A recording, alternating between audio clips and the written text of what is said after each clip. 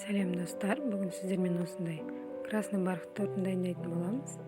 Жаңа жылдық оформлениясымен бірге менің каналымнан алыстамай, видеоның соңына дейін қараңыздар.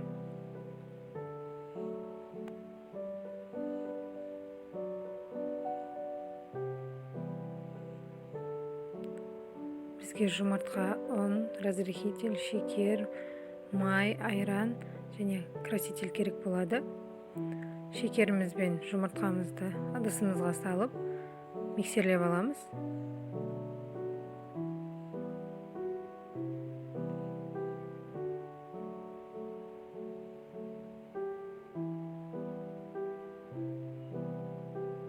Міне біздің массамыз көпірді. Енді осының үстінен біз майымызды, айранымызды құйып, кішкене бір келкетіп, миксерлеп аламыз.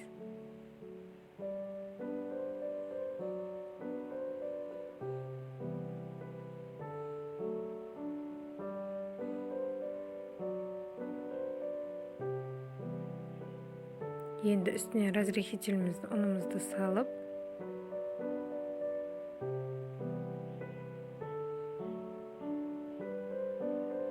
красителімізді қосып, бұл менде Пакнардың қызыл түс красителі, 2 шай қасықты толтырып салсаңыздар жетеді.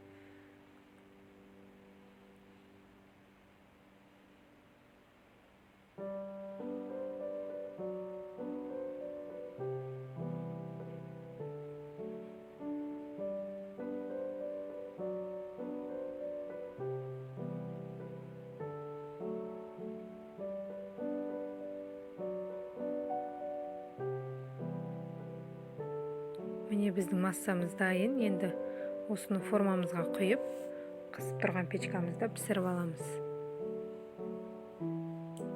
Міне осындай масса дайын болады. Формамызға құйып аламыз. Менде астындағы силиконный коврик. Сіздер пергамент қағаз қолдансаңыздар болады.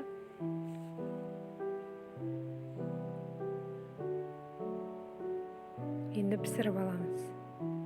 Міне біздің корждарымыз пісті. 4 корж шығады осы тестамен. Енді кремін дайындайтын боламыз. Ыдысымызға творожный сыр мен шекерімізді бір келке етіп араластырып аламыз, миксерлеп.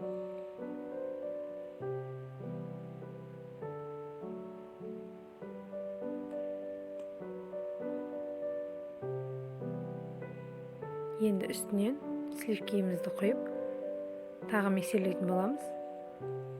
Скорсымызды жай скорспен бастап, содан соң бастап көтеретін боламыз.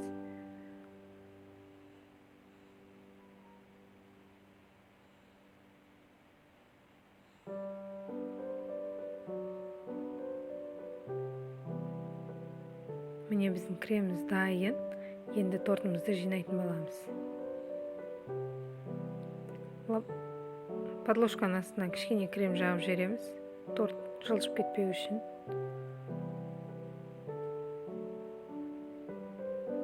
Кольцомызды кигізіп, тортымызды жинай бастаймыз.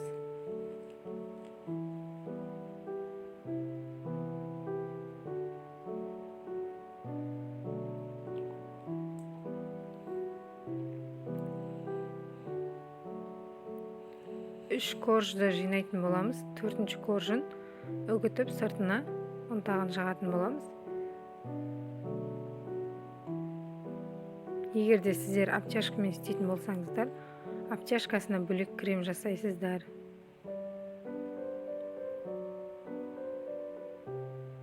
Оны описанияға жазып кететін боламын.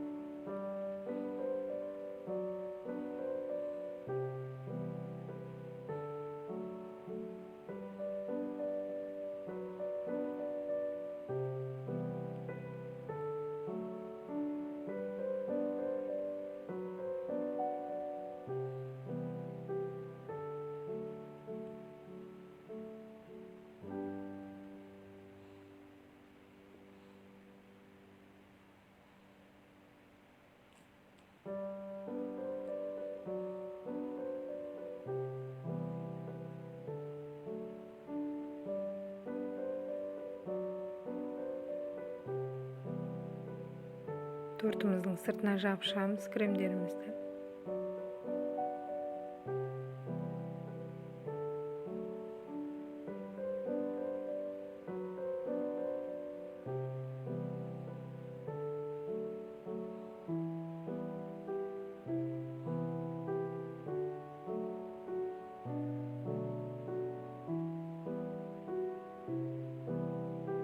Тортты қаптаған кезде холодильниктің жан-жағында ештеңке болмау керек.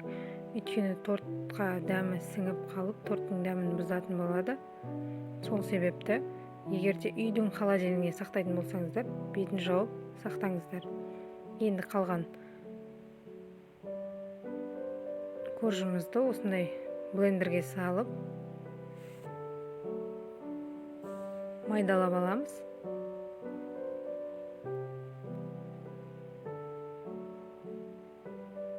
Міне біздің корждарымыз үгітілді.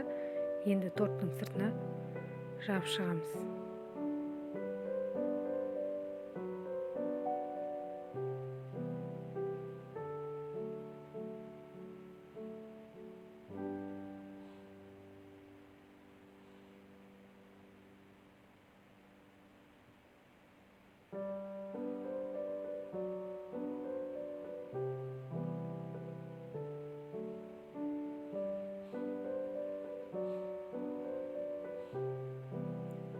Шет-шетін лопатканың көмегімен жағамыз.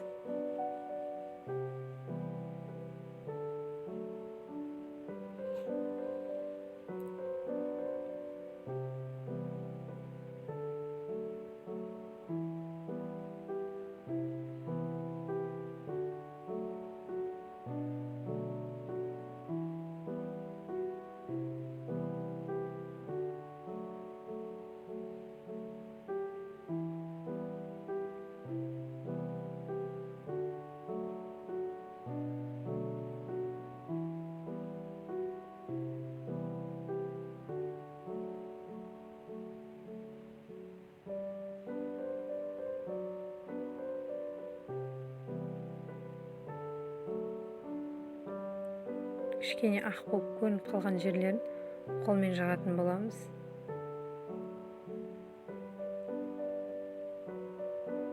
Міне бұрыш-бұрыштарын осылай жапып шығасыздар.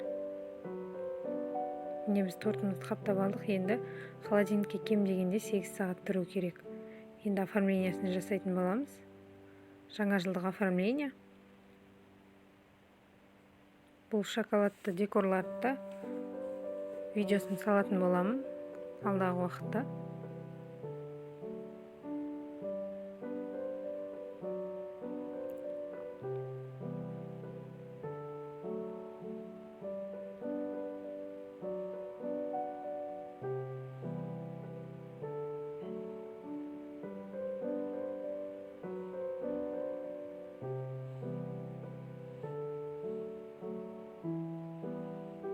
Сахарны пудра сеуіп, кішкене рең беретін боламыз.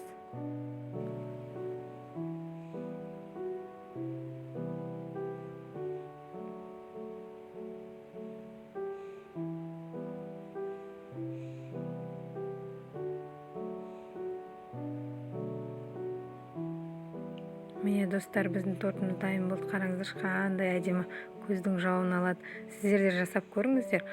Ал үстіндегі декорларды алдағы уақытта видеосын салатын боламын. Менің видеом сіздерге ұнаған болса, каналыма жазылып, лайк басып ұмытпаңыздар.